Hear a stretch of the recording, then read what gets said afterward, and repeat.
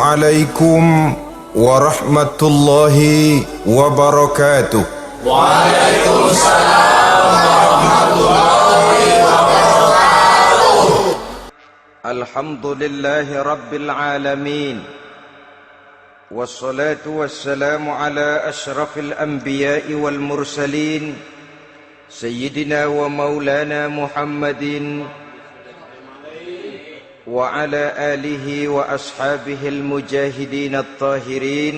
أما بعد. Saudara-saudara kaum muslimin seiman dan sekeyakinan yang berbahagia, pada suatu hari seketika sedang berkumpul dengan para sahabat, Rasulullah pernah memberikan peringatan.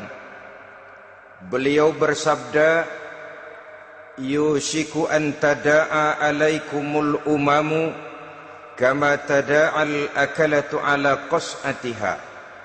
Pada suatu saat nanti akan datang di tengah-tengah kamu, wahai umat Islam, di mana orang-orang lain di sekeliling kamu akan bersatu mengerubungi kamu seperti bersatunya orang-orang mengerubungi makanan di atas meja hidangan. Akan datang satu saat nanti di mana kondisimu dikepung sedemikian rupa, yang barat mau menerkam, yang timur mau menghantam, yang selatan mau menginjak-injak, yang utara pun akan menjelajah. Kondisimu seperti makanan di atas meja hidangan. Sebagian sahabat merasa heran dan terkejut, lalu mereka bertanya, amin qillati nahnu yawma izin ya Rasulullah? Apakah jumlah kami pada waktu itu sedikit ya Rasul? Kami sampai dikepung sedemikian rupa? Beliau menjawab, bal antum yawma izin kathir. Sama sekali tidak. Kamu tidak sedikit pada saat itu. Bahkan jumlahmu sangat banyak. Kamu adalah mayoritas. Walakinnakum ghusa'un ka ghusa'is sail. Tetapi keadaanmu saat itu persis seperti buih di lautan. Banyak tetapi centang perenang. Banyak tetapi tidak punya daya dan kekuatan. Banyak tapi dipermainkan gelombang lautan, dihempaskan ke tepian pantai tanpa punya makna dan arti. Kondisimu pada saat itu kuantitas yang tanpa kualitas, sehingga orang lain enak saja mengepung kamu. Akidahmu didangkalkan, dibanjiri dengan peradaban dan kebudayaan yang menjauhkan dari agama. Dari segi maksiat dan munkarat seluruhnya mengepung sampai kita melepaskan nilai-nilai Islam kita ini. Dan celakanya, sambung beliau, wal yanzi'anna fi qulubi aduwikumul mahabata minkum. Akan dicabut kehebatanmu di mata musuh-musuhmu, sehingga pada saat seperti itu orang lain memandangmu umat Islam enteng saja, remeh saja, tidak ada apa-apanya. Sudahlah, pokoknya umat Islam sikat saja. Umat Islam enteng, umat Islam kecil, umat Islam tidak ada apa-apanya. Alangkah ironinya, alangkah menyedihkannya, memilukan dan sekaligus memalukan. Umat yang mayoritas ini dipermainkan oleh yang minoritas. Umat yang jumlahnya terbesar, terbanyak, bahkan konon menurut catatan sampai 90%, tapi dipermainkan oleh mereka, kelompok-kelompok kecil ini. Wal yakzifanna fi qulubikumul wahn. Pada saat itu di hatimu dicampakkanlah penyakit wahan. Sahabat kemudian bertanya, wa mal wahnu ya Rasulullah? Apakah penyakit wahan itu ya Rasul? Beliau menjawab, hubbud dunya wa karahiyatul maut. Penyakit wahan itu tidak lain hubbud dunya wa karahiyatul maut. Terlalu cinta kepada dunia dan terlalu takut kepada mati. Materialistis dan takut resiko. Dua penyakit inilah yang menyebabkan walaupun umat ini mayoritas, tapi dipermainkan oleh yang minoritas. Walaupun dia golongan terbesar, tapi nasibnya seperti makanan di atas meja makan. Dari segala macam penjuru mau menghantam dia. Saudara-saudara kaum muslimin yang berbahagia, ini merupakan analisa sosial bahwa pada satu saat nanti akan terjadi di tengah-tengah umat di mana kita dihantam dan diserbu dari segala macam penjuru. Akidah didangkalkan, peradaban dan kebudayaan dirusak, makanan dan minuman diracuni, pakaian ditelanjangi dan lain sebagainya, sampai kita melepaskan nilai Islam yang kita cintai ini. Kondisi sosial ini satu saat akan datang kepada kita. Demikian analisa dan peringatan dari Rasulullah sallallahu alaihi wasallam. Marilah sekarang kita melihat, adalah benar bahwa di zaman sekarang kita insya Allah tidak akan mengalami perang Badar sehebat yang pernah dialami oleh Rasul dan para sahabatnya. Tetapi sesungguhnya perang yang kita hadapi di zaman sekarang ini tidak kalah hebatnya dengan perang Badar, tidak kurang dahsyatnya dengan perang Uhud, tidak kurang ngerinya dari perang Khandaq. Hanya saja yang kita hadapi sekarang ini bukan ujung pedang, bukan ujung tombak, bukan ujung panah. Yang kita hadapi sekarang ini adalah perang akidah, perang ideologi, perang mempertahankan keyakinan. Yang kalau kita kalah sekarang, kita memang masih beragama. Tetapi anak kita, cucu kita, generasi yang akan hidup 5, 10, 20, 30 tahun yang akan datang, wallahu a'lam bissawab. Islam, saudara-saudaraku, tidak mungkin hilang dari dunia. Tetapi tidak mustahil Islam gulung tikar dari desa kita. Tidak mustahil Islam gulung tikar dari kampung dan kota kita, jikalau kita tidak menjaganya, jikalau kita tidak memeliharanya, bahkan jikalau kita tidak mewariskannya kepada anak-anak kita, generasi yang akan datang.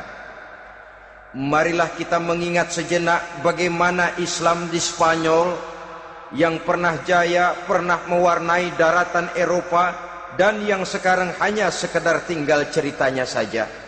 Ini pernah diperingatkan oleh Rasul dalam satu hadis, sayati ala ummati zamanun la yabqal Islam illa ismun wala minal Quran illa rasmun.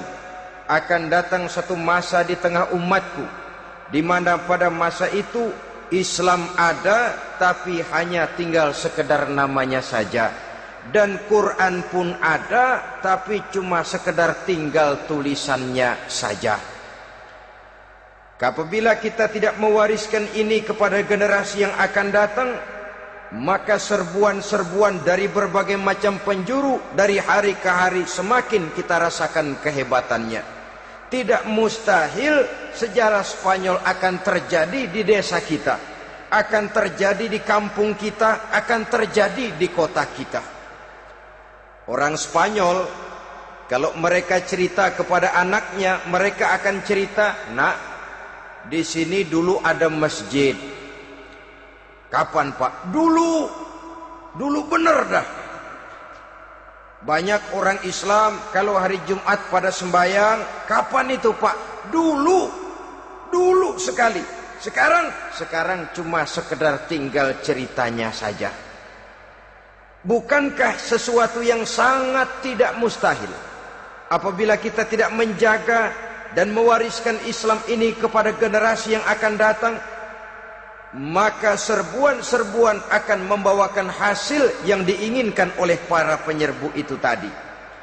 Kita sudah menjadi umat yang mayoritas, tetapi umat yang mayoritas ini menurut Rasul dikepung sedemikian rupa, akidahnya didangkalkan, peradaban dan kebudayaannya ditekan sedemikian rupa, kehidupan sosialnya dibuat individualis. Kemudian dari segi pergaulan, pakaian, makanan, minuman dan sebagainya diracuni, sampai dia tidak lagi berpegang teguh kepada agamanya. Dan dikala itu hilang kehebatan umat ini di mata musuh-musuhnya. Orang lain memandang kita ringan saja, enteng saja, satu umat yang sudah kehilangan wibawa. Padahal konon kabarnya kita mayoritas, tapi enak saja dikutak-kutik orang lain. Dan dikala itu di hati kita merajalela penyakit uahan. Penyakit uahan itu apa? Pertama, hubbud dunia, terlalu cinta kepada dunia. Terlalu cinta kepada dunia yang menyebabkan kita lupa akan tanggung jawab dan kewajiban, lupa meneruskan dan mewariskan Islam kepada generasi yang akan datang. Kita berlomba hanya untuk mengejar dunia dan seluruh isinya. Baik dia bernama material, baik dia bernama seksual, baik dia bernama pangkat, jabatan dan kedudukan, berlomba-lomba kita di dalamnya. Sampai tercampaklah penyakit hubbud dunia di dalam hati ini. Berurat dan berakar dunia itu, sulit dan berat kita berpisah daripadanya. Akibatnya kemauan untuk berbuat demi dan atas nama agama sangat sulit terwujud di dalam kehidupan ini. Yang kedua, karahiyatul maut, terlalu takut kepada mati. Baik mati ajal, mati dalam artian yang sebenarnya, baik mati usahanya, baik mati karirnya, baik mati pangkat dan jabatannya. Sehingga dengan demikian akibatnya jatuhlah kita menjadi umat yang kehilangan wibawa di mata orang lain. Saudara-saudara kaum muslimin rahimakumullah, saya katakan tadi, perang yang kita hadapi di zaman sekarang adalah perang akidah. Perang menghadapi peradaban dan kebudayaan yang menghancurkan moral daripada anak-anak kita. Perang menghadapi banjirnya maksiat dan munkarat. Yang di tengah-tengah itu, di samping berkewajiban menjaga diri dan keluarga, kita pun juga berkewajiban menjaga anak-anak kita, generasi yang akan datang. Mengarahkan dan mendidik mereka sesuai dengan yang dikehendaki oleh Allah Subhanahu wa ta'ala.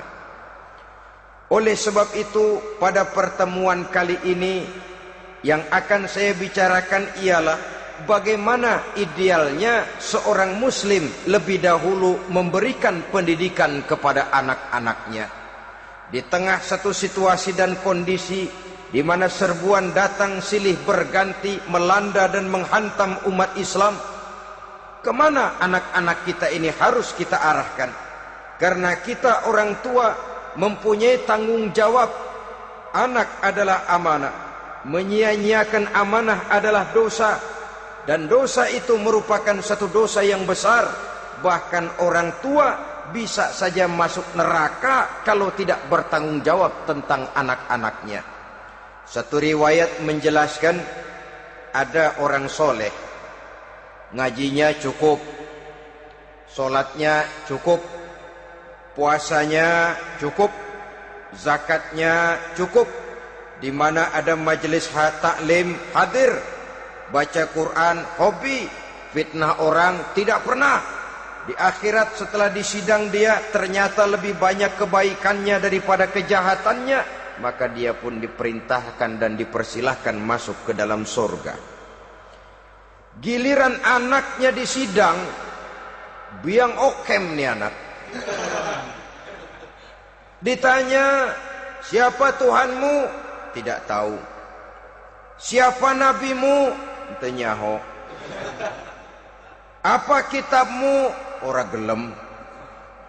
Kamu pernah sholat? Tidak. Zakat? Tidak. Puasa? Tidak. Judi? Hobi. Zina? Tiap malam. Mabuk? Berat. Wah, brengsek kamu. Kebaikan tidak ada barang sedikit pun, sementara kesalahan dan dosa berlipat ganda. Kamu neraka. Anak ini protes. Benar, saya tidak kenal siapa Tuhan saya. Saya tidak tahu siapa Nabi saya. Saya tidak tahu kitab suci dan kiblat saya. Saya tidak sholat, tidak zakat, tidak puasa. Tiap malam saya judi, saya zina, saya mabuk. Tapi saya kerjakan semua itu karena saya tidak tahu dan orang tua saya tidak pernah memberitahu saya. Dia enak-enakan hadir di majelis taklim, saya nyekek botol, didiemin saja. Dia enak-enakan baca Quran, saya zina, didiamkan saja. Saya bukan tidak mau, orang tua saya sama sekali tidak pernah mendidik saya. Dia mau benar sendiri. Maka kalau sekarang saya harus masuk ke dalam neraka, saya menuntut agar orang tua saya ikut sama-sama bergabung dengan saya ke dalam neraka. Gara-gara dia tuh saya jadi begini. Orang tuamu yang mana? Tuh, yang barusan mau ke surga. Ini orang tua yang sudah mau berangkat ke surga dipanggil. Sebentar dulu, Mas. Ini benar anak kamu? Iya, Pak. Waktu di dunia kamu tidak pernah ajarin dia ngaji? Sampai dia tidak kenal Tuhannya, tidak kenal nabinya, tidak kenal kiblat dan kitab sucinya? Iya, Pak. Dia tidak sholat, kamu diamkan saja. Dia tidak puasa, tidak zakat, kamu bersikap masa bodoh. Bahkan dia judi, dia zina, dia mabuk, kamu pun berdiam diri saja. Iya, Pak. Tahukah kamu bahwa anak ini adalah amanah? Menyia-nyiakan amanah artinya khianat, dan khianat adalah dosa yang sangat besar. Kamu tidak bertanggung jawab, maka kamu, anakmu gabung ke dalam neraka. Saudara-saudara kaum muslimin rahimakumullah, itu sebabnya Allah pesan benar-benar, ya ayyuhalladzina amanu qu anfusakum wa ahlikum nara. Hai orang-orang yang beriman, jaga dirimu dan keluargamu, istri, anak, orang-orang yang menjadi tanggung jawab dan kewajiban kita, jaga dan pelihara mereka dari api neraka. Saudara-saudara kaum muslimin, lalu kalau kita orang-orang tua yang hidup di zaman sekarang ini sudah sering beristighfar, mengurut dada, melihat situasi, membaca peta keadaan, konon tantangan yang akan dihadapi oleh anak-anak kita 15, 20, 25 tahun yang akan datang jauh lebih berat dari apa yang kita hadapi sekarang ini. Maka adalah wajar jika kita sebagai orang tua yang cinta kepada agama, cinta kepada anak-anak kita, berpikir untuk mewariskan nilai-nilai yang luhur ini kepada anak-anak kita generasi yang akan datang. Bagaimana pada mulanya kita harus mendidik mereka? Mari kita telusuri apa yang dicontohkan oleh Al-Quranul Karim. Orang-orang tua bijaksana yang diceritakan dalam Al-Quran, kalau sudah berpikir tentang anak-anaknya generasi yang akan datang, pendidikan pertama yang diberikan kepada anaknya ternyata adalah persoalan akidah. Nabi Ibrahim, pertanyaan yang paling merisaukan beliau buat anak cucunya ialah, ma ta'buduna min ba'di. Saudara bisa lihat surah Al-Baqarah ayat 133. Anak-anakku, kalau pada satu saat nanti aku, ayahmu ini sudah tidak ada lagi, meninggalkan kamu semua, meninggalkan kehidupan dunia ini, ma ta'buduna min ba'di, apa yang akan kamu sembah nak kalau ayah sudah tidak ada lagi? Jikalau ayahmu sekarang masih rajin ke masjid, melakukan rukuk dan sujud, i'tikaf dan membaca Quran, kalau satu saat ayahmu meninggalkan dunia ini, masihkah engkau mau ke dalam masjid? Masihkah engkau rukuk dan sujud? Masihkah engkau i'tikaf? Ma ta'buduna min ba'di, apa yang akan kamu sembah kalau aku ayahmu tidak ada lagi nak? Ditanamkan bukan hanya keyakinan bertauhid, sekaligus juga menyembah kepada Allah yang kita yakinkan dengan tauhid itu tadi. Bukankah berbeda dengan kita kebanyakan orang tua sekarang? Kita tidak pernah berpikir ma ta'buduna min ba'di, kalau bapak tidak ada kamu nyembah apa nak? Kita orang tua sekarang pagi-pagi malah berpikir, ma ta'kuluna min ba'di. Kalau bapak nggak ada, kamu nanti makan apa, nak? Bukan nyembah apa yang kita pertanyakan, bukan nyembah apa yang kita khawatirkan, makan apa, nak? Maka yang dicari lalu sekolah-sekolah yang bonafit, yang tidak peduli apakah itu merusak imannya, mematikan akidahnya, menghancurkan keyakinannya. Yang penting ada jaminan hari depan bisa dapat lapangan kerja. Akibatnya berduyun-duyun orang-orang tua muslim menyekolahkan anaknya di sekolah-sekolah yang bukan Islam, yang nyata-nyata membahayakan akidahnya, dididik dengan kultur dan budaya yang bertentangan dengan nilai-nilai agamanya. Bukankah ini berarti merelakan anak untuk dikafirkan? Bukankah ini artinya menyerahkan anak untuk ditulis menurut selera para pendidik yang tidak sesuai dengan nilai akidah yang dimilikinya? Mengapa kita tidak berpikir seperti Nabi Ibrahim yang sebelum memberikan pendidikan kecerdasan, sebelum pendidikan matematika, IPS, PSPB dan disiplin ilmu lainnya, yang pertama ditanamkan, ma ta'buduna min ba'di. Kalau ayahmu tidak ada, kamu menyembah apa, nak? Menyembah Allah apa nanti malah menyembah harta? Menyembah Allah apa nanti malah mendewa-dewakan pangkat dan jabatan? Menyembah Allah apa malah nanti menyembah alam? Itu yang dikhawatirkan Nabi Ibrahim kepada generasi yang akan datang. Dan itu saudara-saudara yang seharusnya mengkhawatirkan kita kepada anak-anak kita, generasi yang akan datang. Lihatlah serbuan akidah di zaman sekarang ini. Dimanfaatkan kemiskinan kita umat Islam. Diberikan kita tawaran berupa beras, pakaian, obat-obatan, kalau perlu beasiswa, asal bisa melepaskan keislaman kita ini. Bertahap, sedikit demi sedikit, step by step, shibran bi shibrin wa zira'an bi zira'in.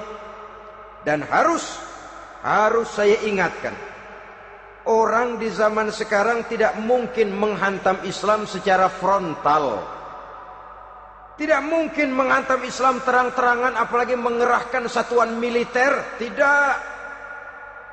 Orang berhitung bagaimanapun kondisi dan kualitasnya umat Islam, mereka masih punya satu modal penting, fanatisme agama. Kalau ini disulut, api jihad segera berkobar, dan hanya maut yang bisa menghentikan orang yang dibakar dengan semangat jihad. Orang tahu itu. Betapa Uni Soviet kedodoran menghadapi mujahidin Afghanistan yang disulut oleh semangat jihad yang berkobar dengan persenjataan yang primitif ketimbang persenjataan Uni Soviet. Entah mereka pantang surut mundur ke belakang. Jadi jangan mimpi bahwa orang mau menghantam Islam ini dengan melarang pengajian, meruntuhkan masjid, menyegel pondok pesantren. Tidak. Melarang orang sholat. Tidak. Kalau perlu masjid diperbanyak, musola diperbesar.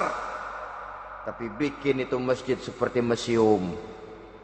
Besar, megah, mercusuar, tapi bikin seperti museum. Tempat orang kagum, tempat orang memuji, tapi sunyi dari nilai-nilai ibadah. Saudara-saudara kaum muslimin, untuk sampai kepada penghantaman akidah, jalan yang paling mudah dirintis sekarang ini secara bertahap dan sistematis, memisahkan umat Islam dari Islamnya. Biarkan mereka bernama Muslim. Biarkan di atas kartu penduduknya tertulis agama Islam.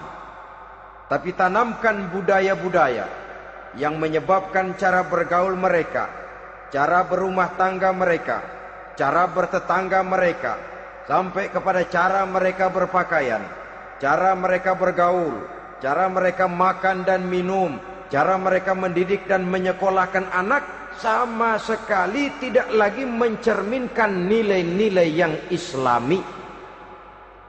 Itu sudah satu usaha yang paling praktis, memisahkan umat Islam dengan Islamnya. Kalau sadarlah kita ke arah ini usaha orang di zaman sekarang, maka yang harus pertama kita tanamkan kepada anak-anak kita, didik mereka dengan jiwa tauhid yang mengkristal di dalam batinnya, meresap sampai ke tulang sumsumnya, yang tidak akan sampai pun nyawa berpisah dari badannya, akidah itu tidak akan berpisah dari hatinya.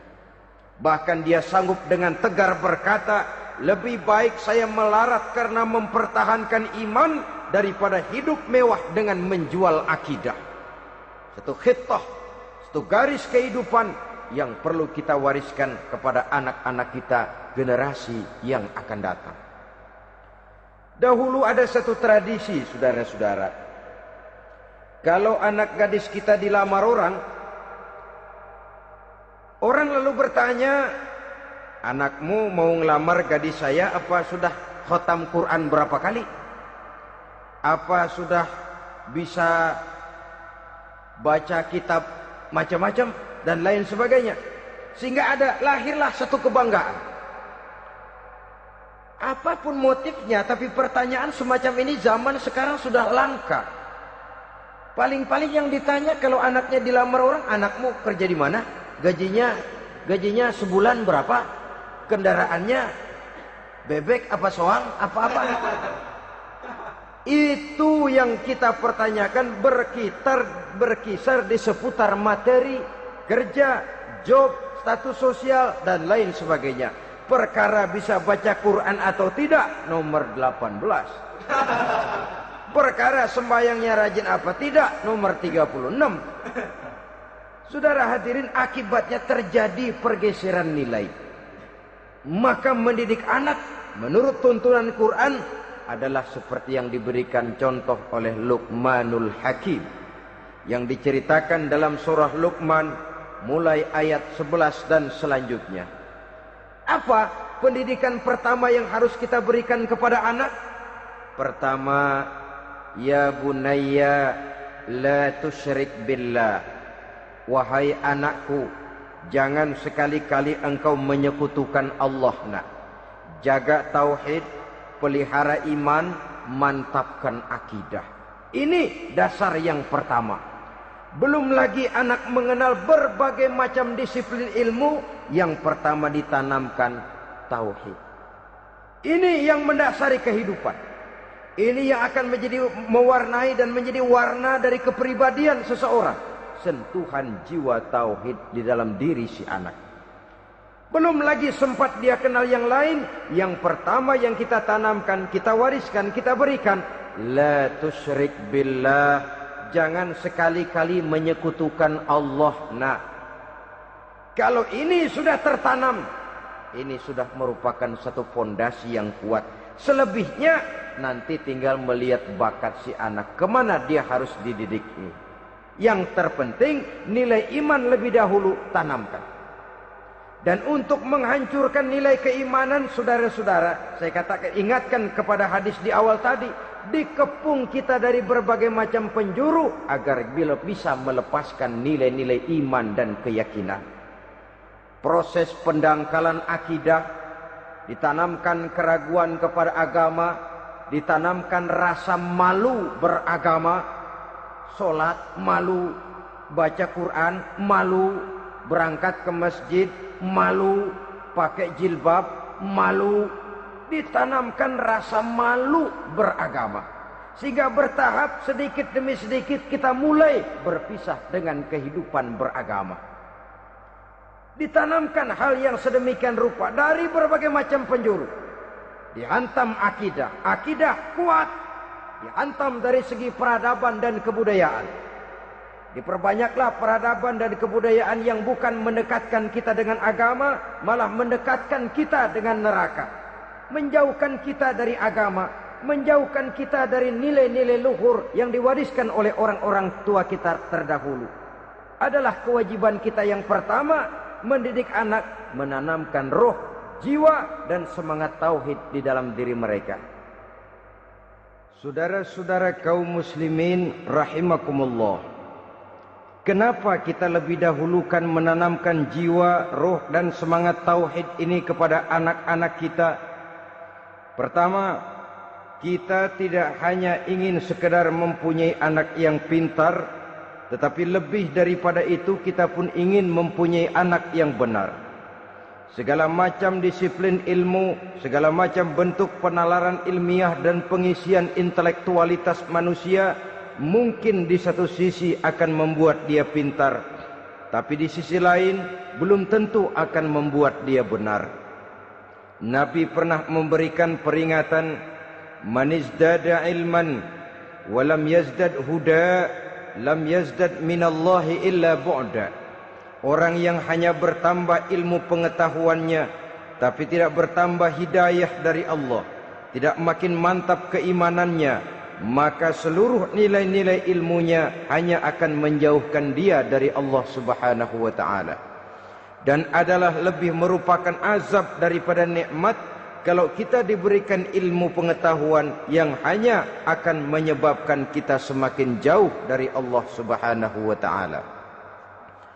Yang kedua, sesungguhnya roh, jiwa dan semangat tauhid yang melekat dalam diri anak pada puncaknya akan melahirkan satu disiplin murni yang tumbuh dari dalam dirinya sendiri, di mana si anak dalam kehidupannya merasakan dimanapun dia berada, kemanapun dia pergi, ia selalu merasakan kehadiran Allah dekat dalam hidupnya. Ia sadar sesadar-sadarnya bahwa tidak ada satu perbuatan yang bagaimanapun kecilnya yang bisa disembunyikan dari kekuasaan Allah Subhanahu wa taala. Yang ketiga, dengan penanaman roh, jiwa dan semangat iman ini, maka diharapkan anak-anak nanti pada pertumbuhannya sanggup mengendalikan hawa nafsunya. Dengan kata lain, bahwa penanaman jiwa tauhid, penanaman roh dan semangat keimanan ini merupakan kondisi dasar yang harus dilakukan sebelum yang lain-lainnya. Kemudian pendidikan kedua yang diberikan oleh Al-Quran melalui contoh dan model dengan Luqmanul Hakim ini, setelah menanamkan tauhid, ditanamkanlah kepada si anak ini rasa hormat kepada orang tuanya. Wa wassaynal insana biwalidayhi, dan kami wasiatkan kepada manusia untuk berbakti kepada ibu bapaknya. Hamalathu ummuhu wahnan ala wahnin, karena ibunya telah mengandungnya dengan kepayahan di atas kepayahan, maksudnya dengan kepayahan dan kelelahan yang berlipat ganda. Sehingga ketika Rasul ditanyakan orang, ya Rasul, siapa yang paling harus saya taati di dunia ini? Beliau menjawab, ibumu. Kemudian siapa lagi ya Rasul? Ibumu.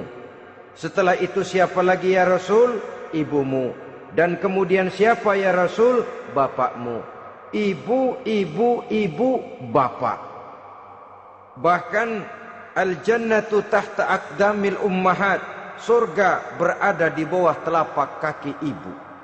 Bagaimana menanamkan rasa hormat kepada orang tua di hati anak? Tentu yang pertama, bagaimana orang tua bisa memberikan keteladanan.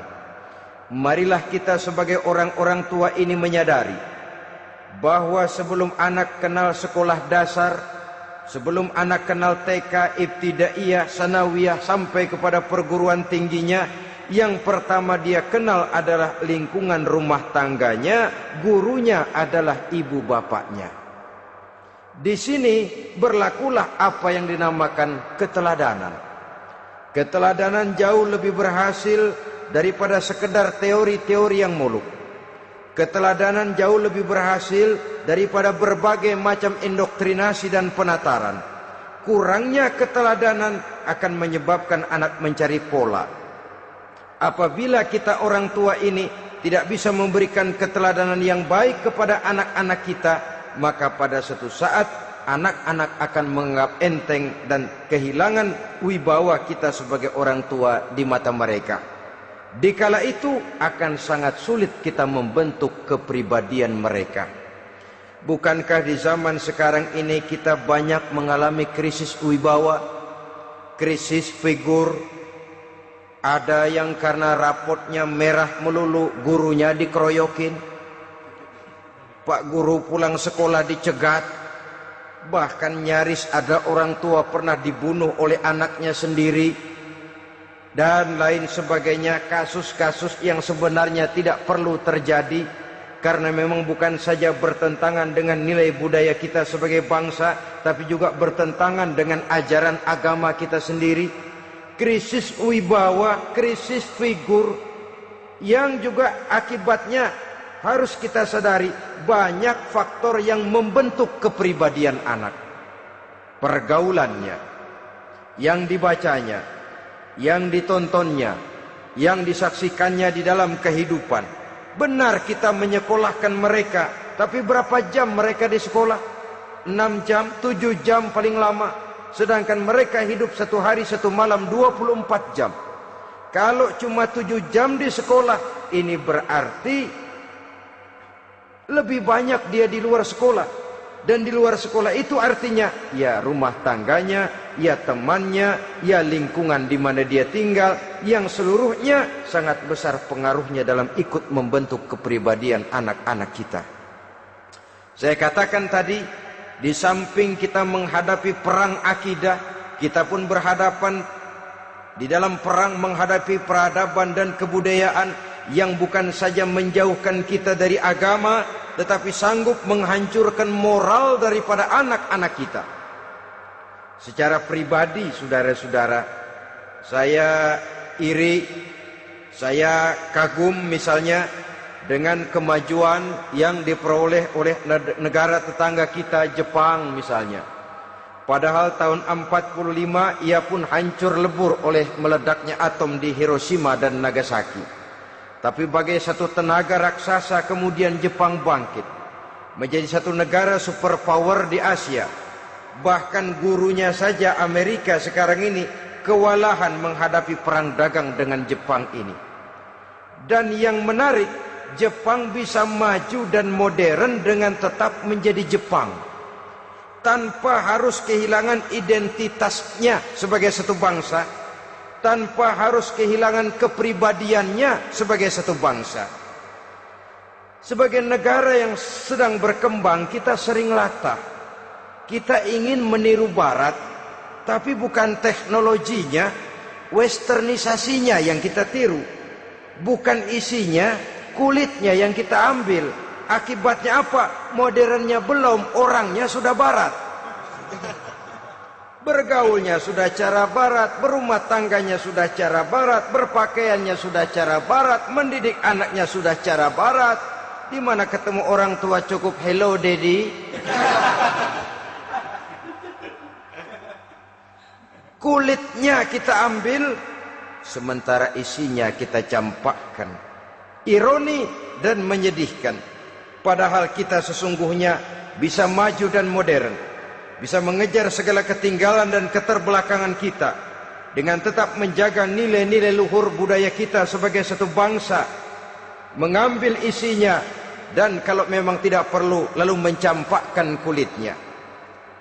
Pengaruh peradaban dan kebudayaan yang menghancurkan moral daripada anak-anak kita oleh pesatnya arus teknologi, oleh pesatnya arus komunikasi, di mana hal-hal yang terjadi di belahan dunia lain dapat kita saksikan hari ini juga melalui layar televisi. Yang terjadi di Amerika, di Eropa, di Afrika, di ujung dunia yang paling ujung sekalipun, di ujung dunia yang paling ujung, hari ini kejadian, hari ini sudah bisa kita saksikan. Pesatnya arus komunikasi, kalau jatuh ke tangan anak-anak kita yang belum mempunyai filter, daya saring positif, akan dicerna oleh mereka tanpa memilah dan memilih. Akibatnya orang kampung bilang kelolodan.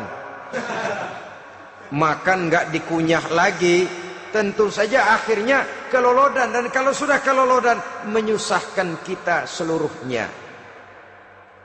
Oleh karena itu budaya menghormati orang tua perlu dijaga, perlu dipelihara dan diwariskan kepada anak-anak kita. tali silaturahmi sehingga ada respeknya kepada orang tuanya. Jangan bapaknya dianggap CS, ibunya dianggap CS, kakeknya dianggap CS. Hilang rasa respek, hilang rasa menghormati. Sementara orang tua sendiri tidak bisa memberikan keteladanan, kurang mendapat perhatian dan lain sebagainya.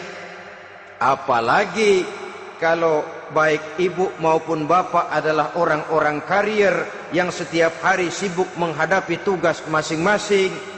Bapak sibuk rapat, pindah kantor sana kantor sini, ibu sibuk arisan, besarlah anak-anak di tangan pembantu dan lain sebagainya, sehingga dia merasa kurang mendapat perhatian, dan ini akan ikut membentuk warna dari kepribadian yang dimilikinya. Sampai kepada pelosok-pelosok desa, jaringan televisi memang menguntungkan.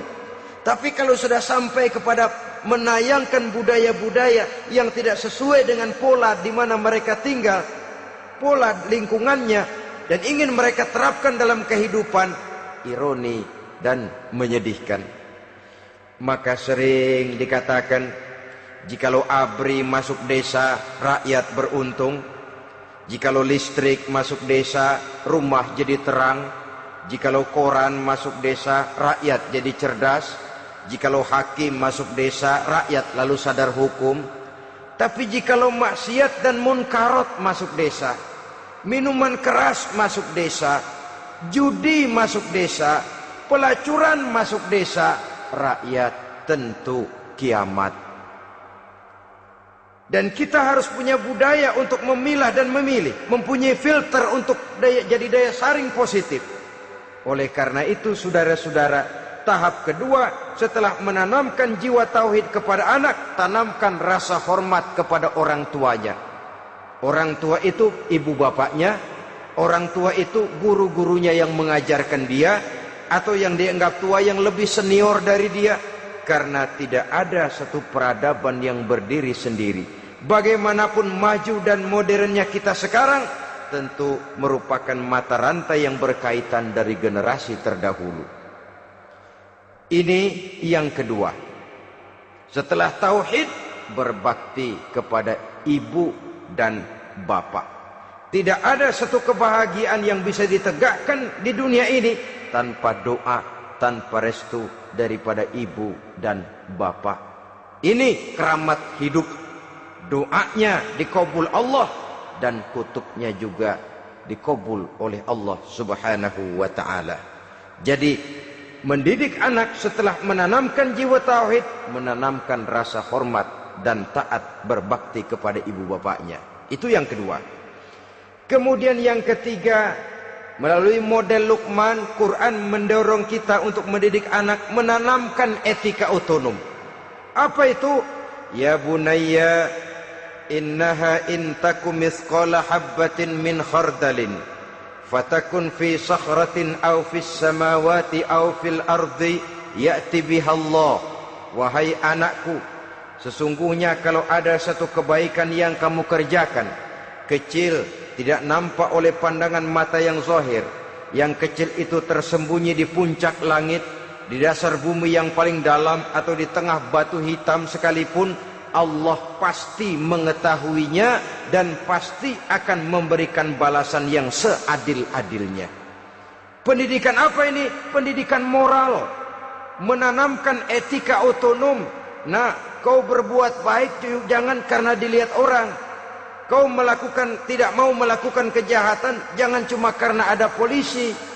Kalau ada polisi kau tidak mau jahat, kucing juga begitu.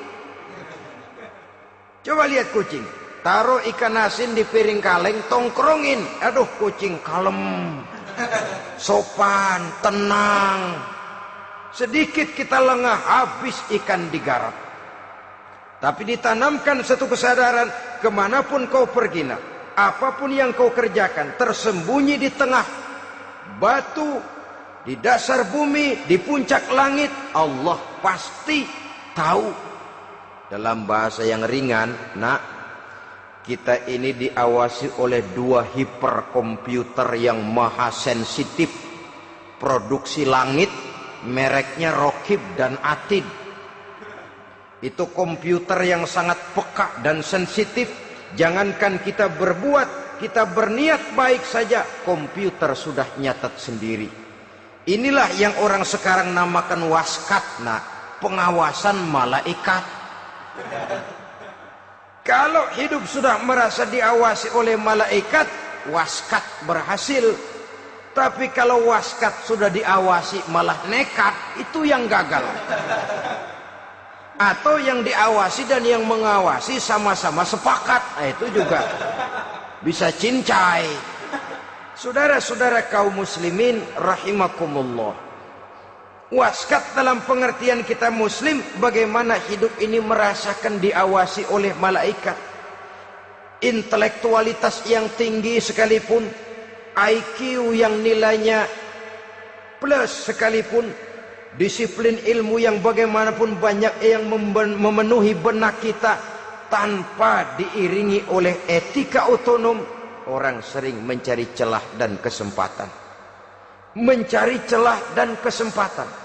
Tapi kalau sudah merasa, kemanapun saya pergi, dimanapun saya berada, kebaikan bagaimanapun sekecilnya saya lakukan, toh Allah pasti akan memberikan balasan. In khairan fa khairun, wa in syarran fa syarrun. Jikalau baik, baik balasan yang kita terima. Jikalau jahat, jahat kejahatan yang kita terima. Kalau sudah ke arah ini kita berpikir, maka sesungguhnya kalau kita berbuat baik kepada orang lain, hakikatnya kita sudah berbuat baik kepada diri kita sendiri. Lalu tidak ada merasa rugi berbuat baik kepada orang. Karena manakala dia melakukan kebaikan kepada orang lain, artinya dia sudah berbuat baik untuk dirinya sendiri. Jadi setelah tauhid, kemudian berbakti kepada ibu bapak, yang ketiga baru pendidikan tentang akhlak, tentang moral.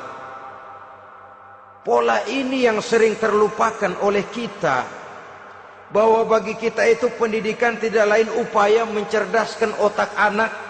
Jangan sampai sebab ini kelihatannya pembangunan makin maju, persaingan hidup makin tajam, tensi ekonomi semakin tinggi, sementara jumlah tenaga kerja dengan lapangan kerja yang tersedia jauh dari mencukupi.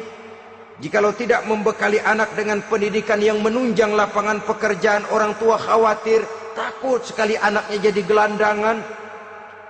Dikhawatirkannya kehidupan dunia ini, sementara dia lupa kalau anaknya bisa jadi gelandangan di akhirat.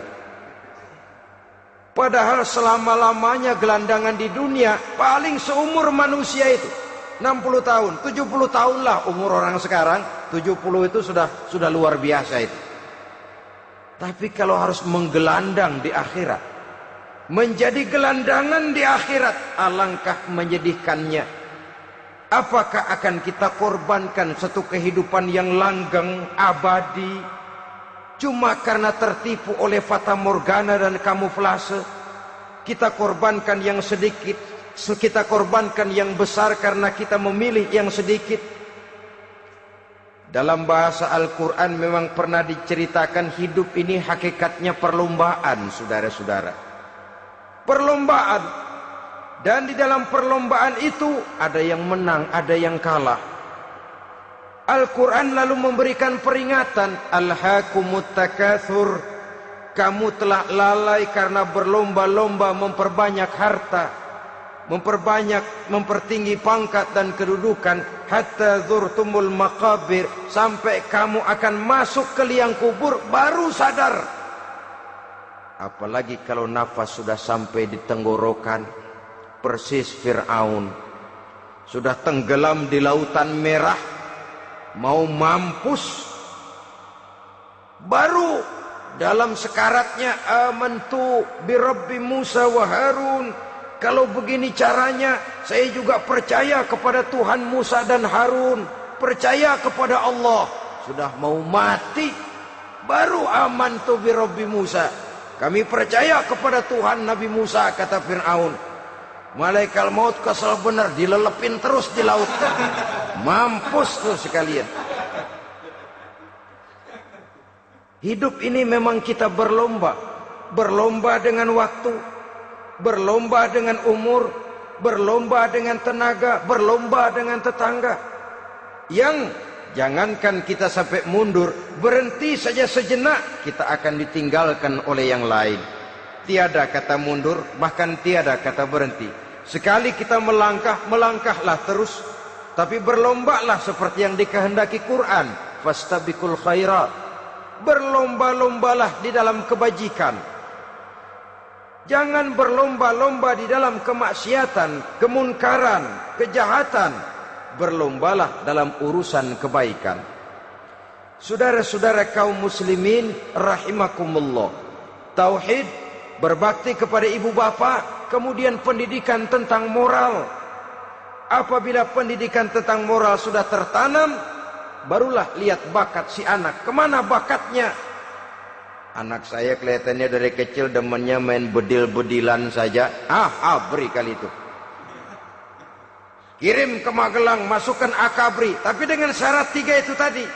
Iman sudah tertanam, rasa bakti kepada ibu bapak sudah ada, dan punya nilai moral. Sehingga boleh jadi nanti dia menjadi jenderal yang beriman, yang berbakti kepada ibu bapaknya, dan punya moral yang tinggi. Kan lebih baik rakyat rendah tapi akhlaknya tinggi daripada pejabat tinggi tapi moralnya rendah. Jauh lebih baik rakyat rendah punya moral tinggi ketimbang pejabat tinggi punya moral rendah. Nilai moral ini yang jadi ukuran dan barometer di masyarakat. Yang ini yang sering kita lupakan, bahwa kehancuran satu bangsa dimanapun di dunia ini selalu dimulai dengan kehancuran moral daripada bangsa itu sendiri. Sekarang membina nilai moral ini berat. Gadis kita, remaja, putri diberikan pakaian jilbab, mungkin dia sendiri masih setengah-setengah, ditambah lagi oleh ledekan temennya. Jilbab lah kuno, bau sorga lah, bau masjid lah, bau menyan lah. Ditanamkan rasa malu untuk hidup dekat dengan agama. Kalau moral semacam ini sudah tertanam, sedikit demi sedikit kita mulai mengucapkan selamat tinggal kepada agama. Dan kemalangan apa yang lebih malang kalau kita sudah jauh dari agama ini? Bukankah Islam telah menyelamatkan manusia dari penyakit jahiliyah dan membawanya kepada satu kehidupan yang maju dan modern? Kalau kita tinggalkan Islam ini, bukankah artinya kita akan kembali kepada satu zaman jahiliyah? Hanya saja jahiliyah itu berada di abad modern. Versinya tentu lebih modern. Kalau zaman jahiliyah dulu mabuknya pakai arak, zaman sekarang sudah macam-macam orang bisa mabuk. Kalau zaman jahiliyah dulu anak perempuan dikubur hidup-hidup, zaman sekarang kadang-kadang belum sempat lahir ke dunia, malah sudah dibunuh lebih dahulu. Versinya saja yang berbeda. Kalau di zaman jahiliyah dahulu manusia menyembah batu yang bernama Latta, Uzza, Manat, dan Hubal. Di zaman jahiliyah modern sekarang ini, orang sering menyembah kepala bagiannya, sering menyembah atasannya, sering menyembah komputer, sering menyembah teknologi modern yang lebih diyakininya daripada Allah sebagai keyakinan sentral di dalam hidupnya. Saudara-saudara kaum muslimin rahimakumullah. Jadi yang ketiga, nilai moral yang ditanamkan kepada anak-anak kita supaya dia bisa menghadapi tantangan-tantangan hidup yang semakin berat ini dengan tetap berpegang teguh kepada nilai-nilai moral yang diwarnai oleh jiwa keimanannya yang bersumber dari ajaran agamanya. 3. Kemudian yang keempat, barulah tatanan kehidupan sehari-hari. Apa kata Luqman? Ya bunayya aqimis shalah. Setelah bertauhid, berbakti kepada ibu bapa, punya nilai moral. Ya bunayya aqimis shalah, nak dirikan solat. Rumah tangga muslim. Anak berumur 7 tahun sudah berani meninggalkan solat. Kata Nabi, pukul. Bukan untuk menyakiti, untuk mendidik. Karena sayang kepada anak. Saudara-saudara, kita khawatir betul kepada anak. Kalau dia pulang dari sekolah, buru-buru kita sebagai orang tua bertanya, sudah makan nak? Sudah istirahat nak. Tapi jarang kita sebagai orang tua melontarkan, sudah sholat nak. Bahkan kita bisa memberikan sugesti kepada anak. Nah, kalau kau naik kelas 1 sampai naik ke kelas 2, bapak beliin sepeda. Tamat SD nak, motor. Tamat SMP nak, ke Bali kita. Tamat SMA nak, Singapura. Saudara-saudara, tapi kalau untuk urusan sholat misalnya, kita tidak pernah memberikan sugesti kepada anak-anak kita. Nah, kalau kau hafal Fatihah lengkap dengan artinya, bapak beliin sepatu. Nah, kalau kau bisa sholat dengan baik, cukup syarat rukunnya, bapak beliin sepeda. Ada rangsangan, ada sugesti yang membuat anak lebih tergerak untuk hidup dalam suasana keagamaan. Ya bunayya aqimis sholah, nak dirikan sholat. Sebab ini sandaran vertikal yang paling langsung antara manusia dengan Tuhannya. Menyadari bahwa sepanjang yang bisa dilakukan oleh manusia hanyalah berusaha dan berusaha, dan kepastian sepenuhnya ada di tangan Allah. Dengan sholat kepribadianmu diperteguh, dengan sholat sandaran vertikalmu kepada Allah diperkuat. Dan pada waktunya nanti Al-Quran memberikan bimbingan, hendaklah minta tolong kepada Allah dengan sabar dan tetap mendirikan sholat. Ya bunayya aqimis sholat. Setelah itu, wa'mur bil ma'rufi wanha 'anil munkar. Tegaklah membina yang ma'ruf, tegaklah mencegah yang munkar. Ini sikap hidup sudah. Sholat tadi tugas hidup. Lalu sikap hidup tampil di tengah masyarakat, membina yang ma'ruf, mencegah yang munkar sesuai dengan kesanggupan masing-masing. Bukankah setiap kita kepingin punya anak yang bermanfaat, setidaknya bagi keluarganya, syukur kalau bisa bagi lingkungannya, bagi masyarakat, bangsa dan negaranya. Dan satu di antara tanda orang yang bermanfaat, kalau dia bisa hidup menjadi penganjur yang ma'ruf dan pencegah yang munkar. Dan itu kalau tidak ada hidayah, sulit orang mau melaksanakan itu. Sebab apa? Ada kecenderungan belakangan ini di mana agama dianggap urusan pribadi. Sehingga orang lalu sering bilang, jangan bawa-bawa agama dah, itu kan bukan urusan agama. Ini sudah ciri berpikirnya sekuler. Jangan bawa-bawa agama. Agama urusan pribadi, artinya orang mau sholat mau enggak, jangan bilang apa-apa dah. Urusan dia sendirian. Dia mau puasa dia enggak, merdeka saja, urusan pribadi. Agama bukan persoalan pribadi. Apalagi jika sudah menyangkut amar ma'ruf dan nahi munkar.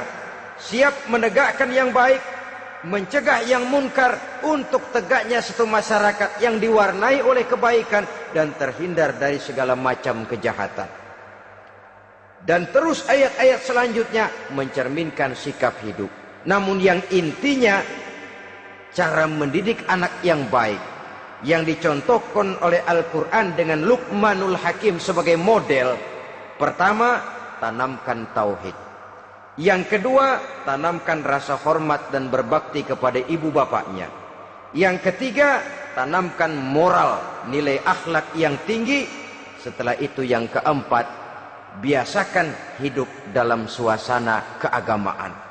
Kontrollah sholatnya, kontrollah baca Qur'annya, kontrollah puasanya di bulan Ramadan. Ajaklah anak-anak sholat berjamaah, sehingga dengan demikian dia terbiasa oleh satu suasana yang mendekatkan dia dengan nilai agamanya. Dari sana diharapkan nilai-nilai ilmu yang didapatnya dari bangku sekolah akan menciptakan keseimbangan dengan yang ditanamkan oleh orang tuanya dalam bentuk yang dijelaskan oleh surah Luqman itu tadi. Sehingga apabila keseimbangan ini terwujud, akan menjalin keseimbangan dalam pola berpikir, dan keseimbangan dalam pola berpikir akan melahirkan keseimbangan dalam perbuatannya. Terwujudlah kita harapkan insan yang fid dunya hasanah wa fil akhirati hasanah. Inilah harapan kita semua. Mudah-mudahan Allah memberikan kekuatan kepada kita untuk mewariskan nilai-nilai yang baik kepada generasi yang akan datang. Sehingga esok harus lebih baik daripada hari ini, dan lusa harus lebih baik daripada hari esok. Terima kasih atas perhatian saudara. Mohon maaf atas segala kekurangan. Usikum wa nafsi bitaqwallah. Wassalamualaikum warahmatullahi wabarakatuh. Waalaikumsalam warahmatullahi wabarakatuh.